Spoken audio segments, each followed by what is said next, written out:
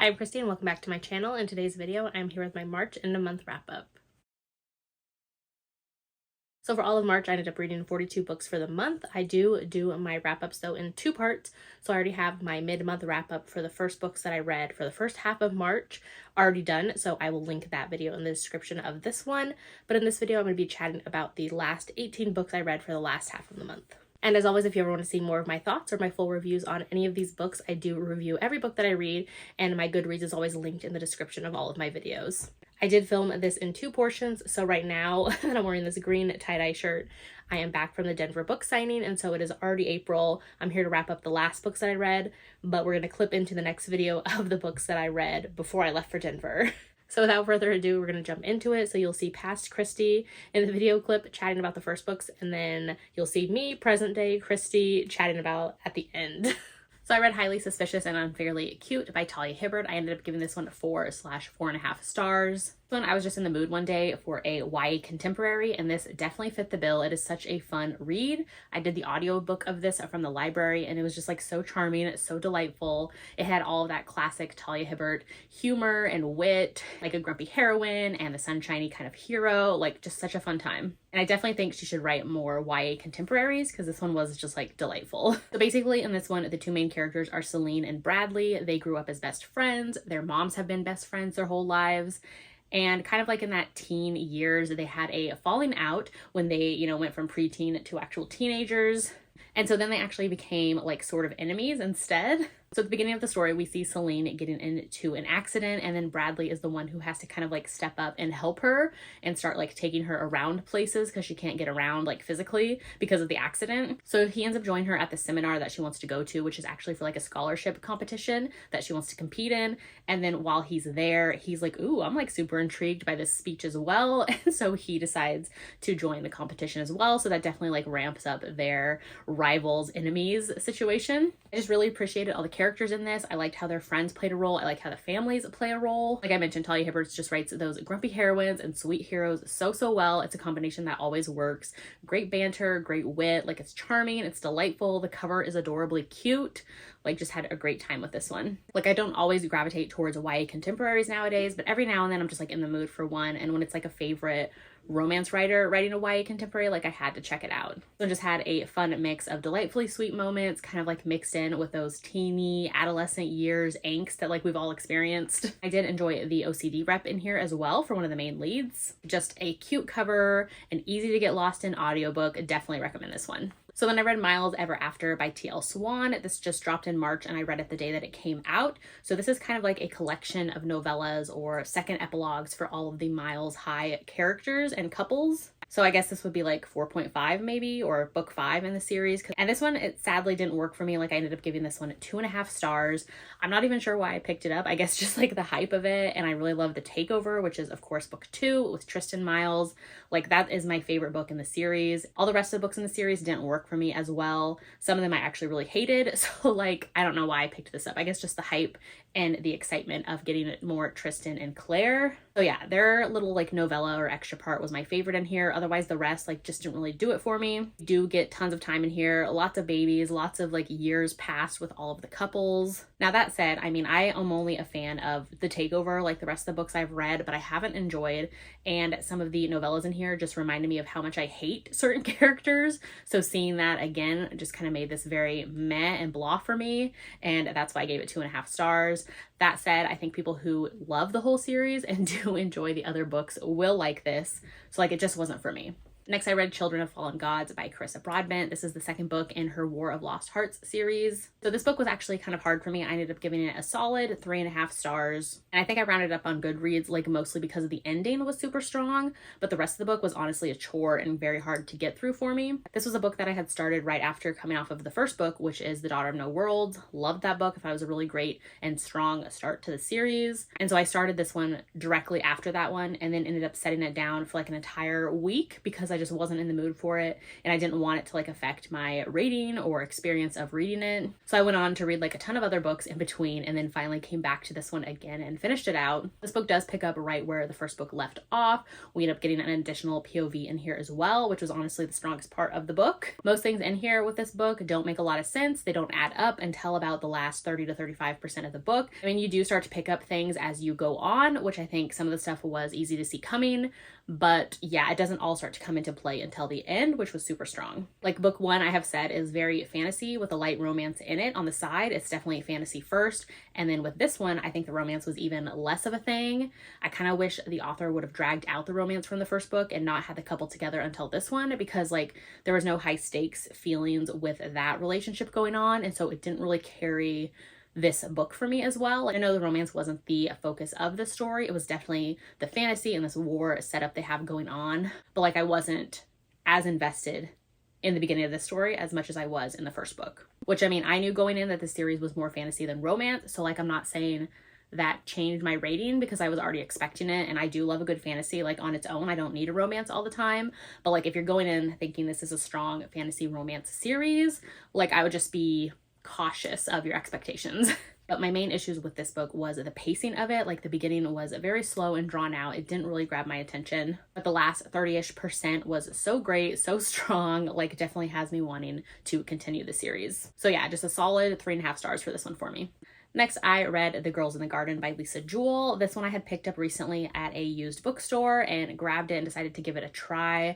I have read quite a few Lisa Jewell books in the past, and so I'm always like pulled to her books. And this cover in particular, like I just really love the garden scene. Like I think it's really pretty, which my parents always borrow my books as well, and especially like the thrillers and mystery suspense ones. So I picked this up knowing that they'd probably want to read it as well. So this one I sadly did not enjoy, probably one of my least favorite from Lisa Jewell. So I ended up giving this one 2/2.5 stars. This author in particular, like she rarely works for me. I think there's only one book from her that I have loved. All the rest have been kind of middle road. And so I don't know why I keep being pulled back into her books, but like here we are, it's what I do. So Lisa Jewell's books I feel like are less thriller and suspense, and they're more just kind of like twisty family melodramas kind of being played out. She often portrays neglectful mothers in her books. There are mental illnesses that are brought up, and like there aren't really big twists to the plots for me in her books. And I've noticed with her books, like she definitely relies heavily on the use of like sexual trauma, sexual abuse, rape, or like the hinting that could be going on in the background. And I don't know, like I just feel a certain way about thriller books that rely on that a lot. Like it doesn't work for me. I don't know, like I guess that type of story just gets old for me fast is what I'm trying to say. So in this book, we follow a group of teen girls and like preteens as well, who all live in this like neighborhood community where they share like a common park or garden behind their houses.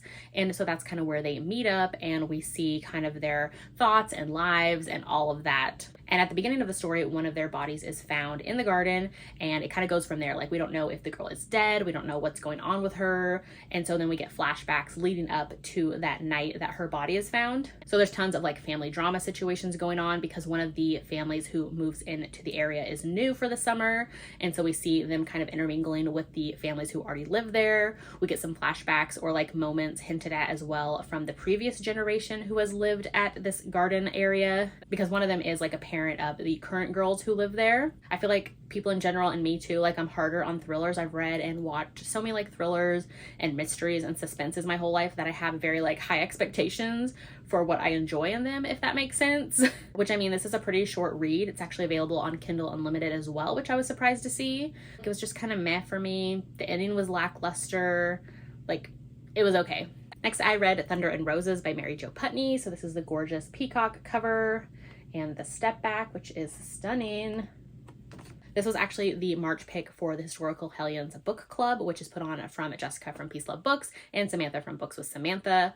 This was my first Mary Jo Putney read. I have collected quite a few of her books just for like the gorgeous step backs. So it was fun to finally read one of her books. So this is actually the first book in her Fallen Angels series, which I didn't realize at the time that this was a series, and that I own like 4 out of the 5 books in the series. So like I might read the rest of them one day too, because I did find this one pretty entertaining. This one I ended up giving it 3.5 stars. I think I rounded up to 4 on Goodreads, but it's definitely like solid 3.5 stars. This is a historical romance where basically the hero is known as this demon earl. He is half Romani, which we see at the beginning of the story. His mom ends up leaving him at his grandfather's estate, and his grandfather is the earl. His father's like already dead, and his mom is Romani, and so she leaves him with the grandfather being like, this is your heir, like do something with him. So we cut to years later, and the hero is now the earl. His grandfather has passed, and he's known as the demon earl, and he ends up coming back to his estate after being gone for 4 years, and that's when the heroine shows up. She is a local school teacher. So we drop right into the story, like chapter 1 or 2, they're meeting. She shows up at his estate and is like, hey, I need your help. The village needs your help. Like, you need to help out the local miners. Like, all of these things are happening. You're like the largest landowner in the area. Like, you need to help out your tenants. So the hero is like very begrudgingly wanting to help out the local village or his estate. So he decides to ask her like what she's willing to do or offer up to make this bargain with him. And so he decides he's going to offer up that she should come and live with him for 3 months at his estate. And like, she has to give him a kiss every day. And like, they have to act like they're a couple or that she's his mistress, like in front of others, because he just wants to like ruin her reputation. And so he's like, she'll never accept that. But then of course she does. And so that's how their bargain strikes up, and she ends up moving in with him. So from there, we do see them kind of becoming friends first. He really starts to confide in the heroine and talk to her and talk about his plans for his land and for the agriculture there. And she does help him out with like the local miners' problems and all of the type of things that the tenants are facing. So they do start to form this friendship, which I thought was really nice to see that kind of play out. Like, I liked seeing the heroine also kind of gain control of his whole estate as far as like being in charge of the housekeeping and the staff, and she hires him a cook, and she starts like redecorating his house to try to fit like his aesthetic. This is also set in Wales, which I really liked, and I did like the mining adventures. Like, it gave me Poldark vibes, which I read that whole series years ago and loved it. Loved the show too, but the books definitely. And so I liked that whole aspect of mining, but I can see how it could be boring to others. So yeah, I did think it was fun. It kind of did lull in the middle for me and start to drag, but I was just like invested and entertained by the whole thing. There's also like penguins in Wales, which, I mean, I'll never forget that moment from this book. I'm also interested in the rest of the series because like the hero in this is part of like this fallen angels group, like him and his friends. And so his friends end up getting other books in the series. And so I am intrigued. Yeah, I was entertained. 3.5 stars. Just know that this one is dated. So like the hero, like I mentioned, is half Romani, but there are tons of like slurs for what he is instead throughout the book. So just know that going in. Next, I read Last on the List by Amy Dawes. This was actually part of the 12 Recs from 12 Friends, like in 12 months challenge on Instagram. So Caitlin from the Love Librarian had recommended this one to me, and I was a little bit wary just because my previous book that I have read, the only other book I've read from Amy Dawes, didn't work for me. I didn't love it. So I was wary going into this one, but it actually ended up being really good, and I was surprised. I gave it 4 stars. Like I've mentioned in the past, like rom-coms, I'm not really a rom-com girl, so this author's writing doesn't always work for me because of like the humor and those like rom-com aspects.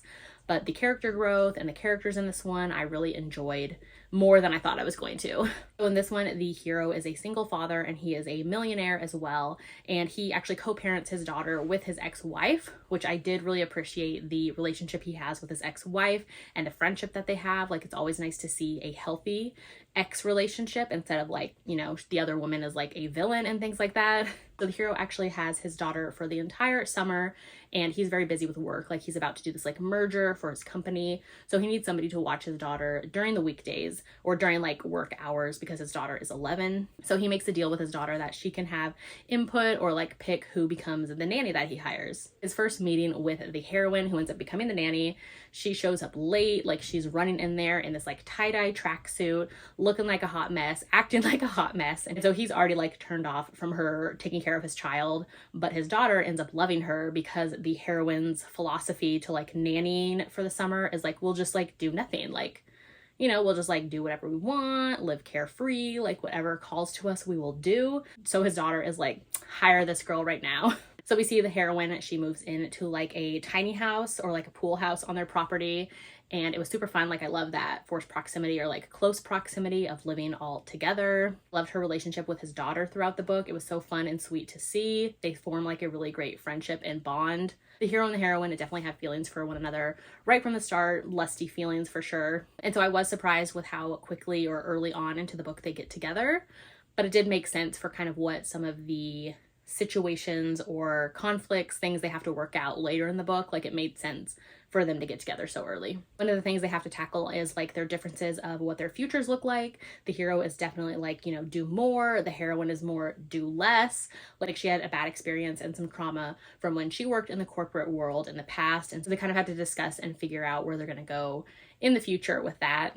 So yeah, it was a good one. I really liked the character growth in here, and I gave it 4 stars. Next, I read The Last Tale of the Flower Bride, which I'm obsessed with this cover. I think it is stunning. I think this was my pick for the February book of the month, if I remember right. I had never read this author before, but I have heard great things about her YA books. I know this is like her adult book, which I really enjoyed it. I thought her writing was beautiful. Gave this one 4 stars. And so I had seen this book around a lot, and I feel like I didn't really know much about it going in. Like, everybody's reviews were very vague, and like I couldn't tell like what it actually was, if it was fantasy, is it magical realism, like is it mystery, is it suspense, like what's happening in this book. And so yeah, it has like all of those vibes, as well as like kind of like a little bit of fairy tale. It has very gothic vibes as well, which I'm all about gothic vibes. This one was described as Mexican Gothic meets The Invisible Life of Addie LaRue. I can definitely see why people compare it to both of those. Like, it definitely has similar vibes. While this one didn't blow me away as much as I was hoping, like I really did enjoy it. I thought the writing was beautiful. I was entertained and pulled in like right from the start. We start off with the POV of a bridegroom who has just married this like beautiful, mysterious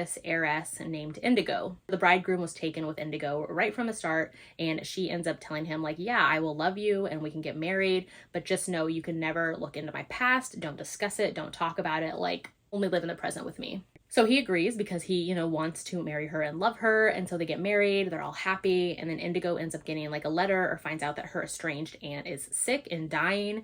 And so her and her new husband, they end up traveling back to her childhood home, which is called the House of Dreams. So when they arrive at like the crumbling manor, her husband ends up finding out a lot about his wife's past and secrets that like she didn't want him to know. So he learns a lot about Indigo's past, as well as her childhood friendship with Azure, this girl who had gone missing like years ago. So I love a book where a house plays a part in it as well. That definitely has like gothic themes, which I'm all about. So I loved that aspect of the house in this one. So Indigo's husband, or like the bridegroom is what he's called in all the chapters, like he is a scholar and does a lot with like fairy tales and things like that. So the weaving of that throughout the story was really cool. I like seeing him kind of have to figure out like where reality and fantasy and magic like separated and intertwined with his wife's past. Definitely a story of survival and beauty and love and lies and secrets. So yeah, I had a good time with this one. While I think that some of the things that happen in the story were easy to see coming, I still was entertained. I think the cover is gorgeous. Like, I had a great time with this author's writing.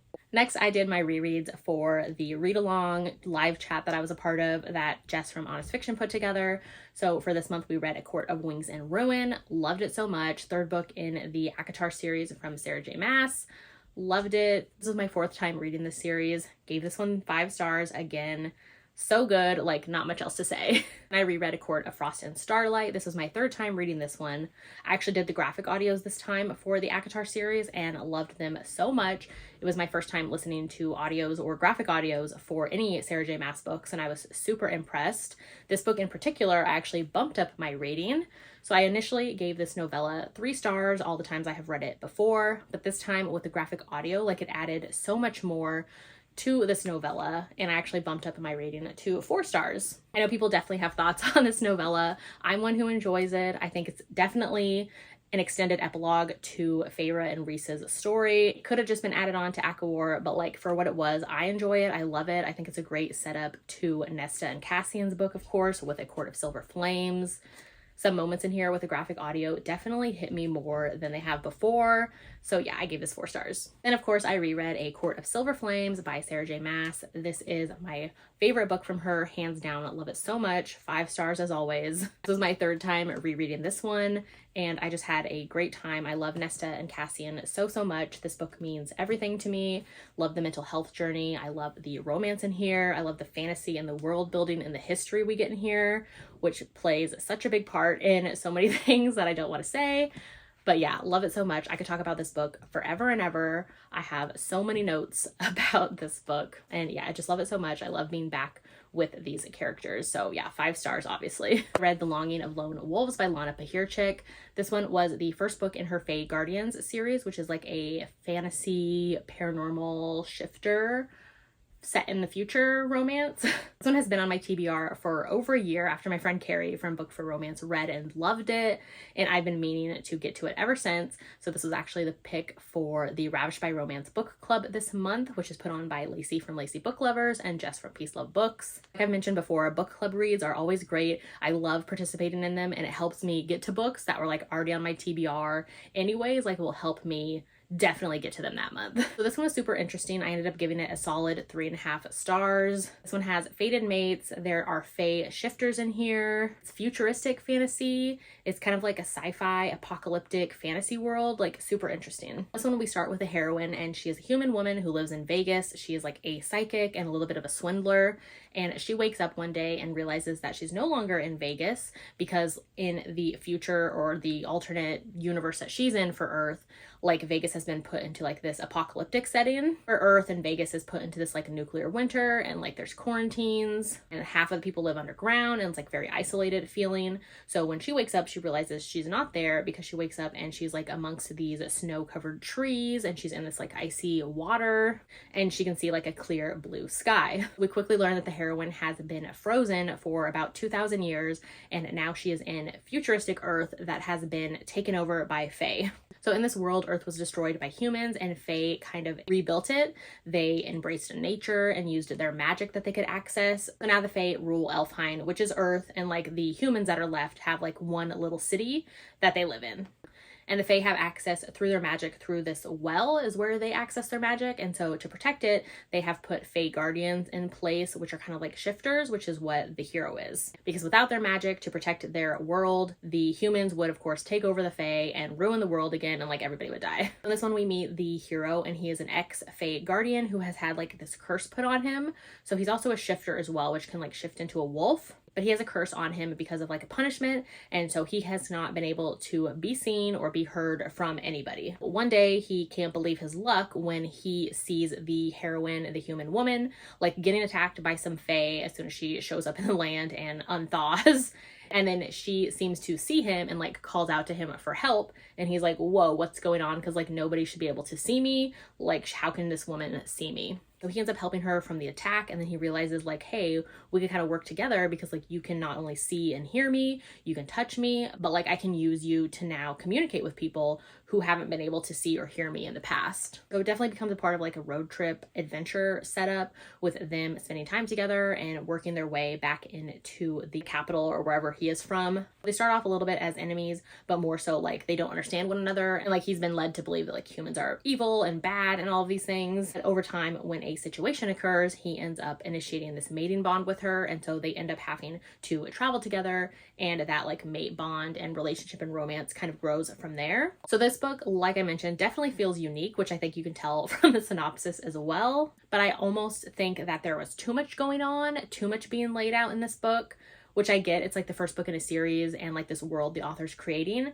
but it felt like too much at times. Like the pacing definitely felt off, and so it was a hard time to enjoy it at the same time, if that makes sense, because there wasn't a lot of time with like the action adventure happening, as well as even like some of their dialogue. Like it all just, oh, like you're from this like futuristic world, like, oh, you're from the past. Like it's just moves really, really fast, and it didn't have enough time to like breathe or be or sink in for the characters, and like for me experiencing it through them. So because of that, I wasn't super connected to the characters or the couple, and like I didn't really believe in their romance as much. Which again, I mean, I get that this is like the setup for a new world, a new series. I'm still intrigued, especially since I know there's like a spin-off vampire series as well that I'm interested to get to. I've heard they do get better. So yeah, it was solid. It just had a lot going on, and I think that it could have used some time to breathe and let things like sink in with the story. So yeah, 3.5 stars for this one. Next, I read an arc of In the Lives of Puppets by TJ Klune. This was an arc, and so it comes out on April 25th. This book is kind of in the same vein of his other books, so like The House in the Cerulean Sea and The Whispering Door. It kind of has that vibe as well for this one. This one I ended up giving 4 stars to, and I had a great time with this one. The author does describe this one as a queer retelling of the adventures of Pinocchio.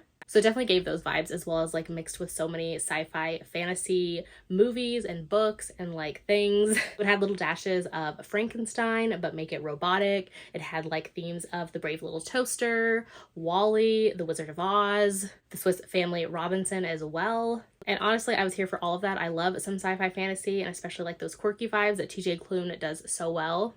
This one, the story opens up with Giovanni. He is this android inventor, and he has decided to go live out in the woods by himself. So one day, this couple ends up coming to him in the forest and leaving him with this baby at the very beginning of the story. And so from there, Giovanni ends up raising Victor. And so we jump to like 21 years later. Vic has been living with Giovanni as his father, and he also has like pieced together from like the scrapyard that he has found like little robotic friends as well. So we have his robotic friends, one of which is Rambo. He's a tiny little vacuum robot who he is very anxious and afraid of everything. And we have another robot as well, which is nicknamed Nurse Ratched, and that's like an acronym. The name is an acronym for like all these other words, but basically like an automated nurse sort of system with like all the different like hands and tools and things like that. And that robot is a bit of a sociopath, definitely has some dark humor and some stabby vibes that it likes to tease the other robot Rambo about. So one day while Vic, Rambo, and Nurse Ratched are all out at the scrapyard, Vic ends up finding another android there and decides to take him back to where they live and like fix him up. So the story kind of goes from there, and it unfolds this kind of like dark past and dark secrets of Giovanni, which is of course like Victor's android father, and things from there about the world and all of that. And it felt like super unique, but also like really familiar because of all those nods and ties to other like sci-fi fantasy books and movies and themes, which I love all of that stuff, so that made my heart very happy, and I enjoyed this one. While some of the humor and the dialogue didn't always work for me quite as well in this one, I still like just had a great time. I love that like found family that TJ Klune does so well, and yeah, I really enjoyed this one. It's out on April 25th. Next, I read A Wilderness of Stars by Shay Earnshaw. This one was my first time reading from this author, and sadly, I didn't really enjoy it. I ended up giving it 2 stars. So this one I think was marketed wrong. Like I picked it up, I think it was like one of my book of the month reads. I did the audio though from the library. So I went in thinking this was like YA fantasy with maybe like some magic and constellations because of like, you know, the cover. But instead it felt more like science fiction, which like I said in the previous book, I do enjoy like some sci-fi. But this one was just done in a kind of boring way where the book just felt tedious and long and like just kept going and going. Basically in this one, the main character, she sees this like premonition or sees in the stars that like her world is going to be ending and that she needs to leave, but her mother is sick at the beginning of the story, which her mother ends up passing. So then she's like, okay, now that my mom is like gone, I can move on. At the beginning of the story, it allows her to like go travel now, and we follow her on this road trip kind of travel situation away from her like very isolated house. So we kind of follow her adventures from there and see the characters that she meets along the way and the things that she finds out as she's traveling. But sadly, I just didn't care about the characters in this one. It also has a very, very long chapters, which like, I don't know what it is about long chapters that just irk me. And like when the story was already feeling so long and very repetitive, like it got old really fast. So yeah, this is my first read from this author. Sadly did not enjoy it, gave it 2 stars. I might be like a little more wary of picking up their books in the future. So next I read Shame by Fiona Cole. So this is the original cover here that I'll show. And then this is the special edition that Hello Lovely Box did recently for one of their boxes. So I always feel like when I get special editions in or when I get book boxes, like that helps me to read those reads if I hadn't read them previously. So I decided to try this one out because I do really enjoy Fiona Cole. And this one I really liked. Like I ended up giving it 3.5/4 stars. Basically in this one, the hero and the heroine, they meet when they're first 16. They have that very like girls next door, boy next door vibe. The heroine moves in with her family because like her parents get a divorce, and so she becomes the hero's next door neighbor. They quickly bond and become like best friends, and so we see a lot of their high school years together. So we see the hero and the heroine through high school. They're both in different relationships. We see them both kind of exploring that they want more like physically from their relationships. Like the hero is kind of into BDSM and role play and very like rough sex times. And the heroine as well, in her relationship she's in, she kind of realizes she wants more from it as well and isn't being like satisfied with her current boyfriend. So eventually these two, while they're best friends, they start to feel pulled to one another and end up giving in one night and realizing that both of them have similar tastes and similar wants. It's a little bit messy and angsty just because it is high school. Sometimes they're in different relationships than when they're like having fun together, which doesn't bother me, but I know it would bother other people. So also, while they do give in and realize they're really compatible with one another physically, they also don't want to lose their friendship, and so they decide to kind of part ways from like the physical side of their relationship. And obviously, with the title being shame, the hero and the heroine both feel shame about what they want physically in relationships at different parts in the story. So there's lots of like push and pull. The hero and the heroine end up going separate ways for college. They have like a little friendship breakup situation that happens, but they reconnect again a couple years later in college, and still they feel that like push and pull towards one another. But again, they're trying to like keep their distance because of some past things that have happened with them, and then again, they don't want to lose that friendship. And they always hold back as well because they feel like they should experience or want something normal in relationships instead. And so like the heroine kind of holds out for that as well. So yeah, lots of push and pull, that like never the right time with other people type of situation. Very messy, little angsty. Like we spent 10 years with this couple.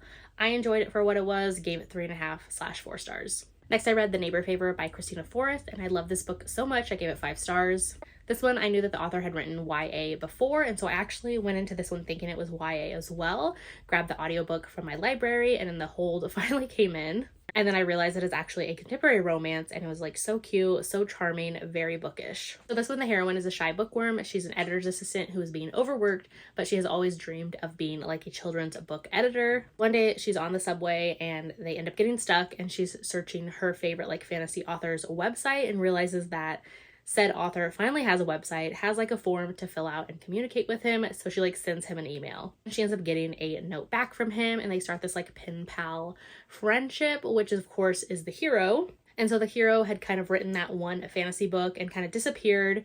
He was also writing under a pen name, which of course the heroine doesn't realize. And so they form this like friendship. And then months and months later, when they're supposed to like finally meet, have like a Zoom call type setup, he ends up ghosting her. Months later, and the heroine meets her new neighbor, who of course is the hero, and she doesn't realize it because like he used a pseudonym when they talked on his like fantasy author page, but like his real name is what he goes by in person. So at first, like, neither realizes who they're talking to in person, but then of course he pieces it together sooner than her just because he knows her name, whereas she only knows his pseudonym. They both feel connected to one another right from the start, and the heroine tries to like make a move on him. He kind of pushes it down because he realizes like who she really is and doesn't want to like tell her that he broke her heart months ago when he ghosted her online. He tries to keep his distance, and so instead she ends up asking him to help her out in finding a boyfriend or a date for her sister's upcoming wedding. It was just so cute and fun. I love the whole bookish theme, like him being a fantasy author, her wanting to work in the publishing field.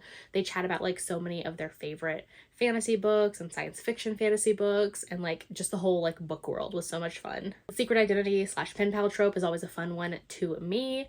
I do wish the hero would have told her a little bit sooner who he actually was, but like I get for the story why he didn't. The heroine's sisters were really cute as well, and I know that one of them or maybe both of them are getting books in the future, so yeah, I'm super excited for that.